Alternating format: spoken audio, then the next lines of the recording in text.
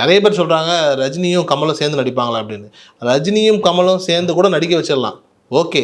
ஆனால் இவ்வளோ பெரிய ஒரு சூப்பர் ஸ்டார்ஸ் இருக்காங்க இல்லையா, அது சத்யராஜா இருக்கட்டும், உபேந்திராவாக இருக்கட்டும், இப்போ அந்த பக்கம் மலையாளத்தின் சோபின் ஷபீர், எல்லாரையும் உள்ளே கொண்டுட்டு வந்து நாம் ஒரு மேஜிக் பண்ணுறோம். நாகார்ஜுனா சார் இருக்காங்க, இவங்களை எல்லாருமே அந்தந்த இண்டஸ்ட்ரியில் வந்துட்டு அவங்கவுங்க சூப்பர் ஸ்டார்ஸ் தான்.